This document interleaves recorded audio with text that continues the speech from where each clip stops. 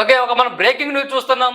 కేసీఆర్ ఫిబ్రవరి 1వ తారీఖున ఎమ్మెల్యేగా ప్రమాణ స్వీకారం చేయబోతున్నారు. ఇది ఒక పెద్ద బ్రేకింగ్ అనుకోవచ్చు. తెలంగాణ రాష్ట్రంలో కాంగ్రెస్ ప్రభుత్వం ఏర్పడ్డ తర్వాత ఆయన ఎమ్మెల్యేగా గెలిచిన తర్వాత దాదాపుగా 2 నెలల తర్వాత ప్రమాణ స్వీకారం చేయబోతాడు. ఈ విషయాలు ఒకసారి మనం చూసే ప్రయత్నం చేద్దాం. 1న ఎమ్మెల్యేగా కేసీఆర్ ప్రమాణం.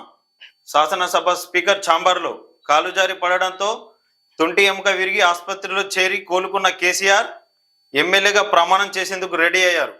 వచ్చే నెల 1న శాసనసభ స్పీకర్ గడ్డం ప్రసాద్ ఛాంబర్లో ప్రమాణ స్వీకారం చేయనున్నారు. శాసనసభ స్పీకర్ ఛాంబర్ లో 1న కేసీఆర్ ప్రమాణ స్వీకారం చేయబోతున్నారు. అంటే తుంటి ఎముక విరగటంతో 2 నెలల తర్వాత ప్రమాణ స్వీకారం చేయబోతున్నా ఎమ్మెల్యేగా ప్రమాణ స్వీకారం చేయబోతున్నాడు. మరి ఏం చేస్తారో చూద్దాం. ఎమ్మెల్యేగా ప్రమాణ స్వీకారం చేసిన తర్వాత మరి గజ్వేల్ ప్రజలకి ఏం చేస్తాడు, అభివృద్ధిలో ఏం తీసుకువెళ్తాడు గజ్వేల్ని. అలాగే బిఆర్ఎస్ పార్టీలో మరి ఇప్పటికే ఎమ్మెల్యేలు కొద్దిగా అసంతృప్తి ఉన్నట్టు మనకు కనబడుతుంది.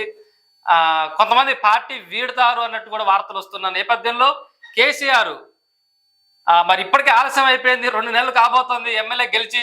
ఇప్పటికైనా మనం ఎమ్మెల్యేగా ప్రమాణ స్వీకారం చేసి అసెంబ్లీలో అడుగుపెట్టి దిశగా మనకి కనబడుతుంది.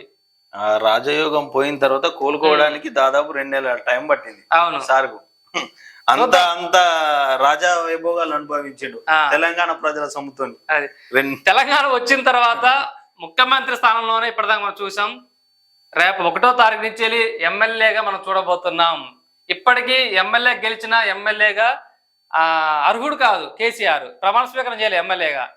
సాధారణ వ్యక్తే కేసీఆర్. ఇది నెక్స్ట్ వార్త చూసే ప్రయత్నం చేద్దాం మనం.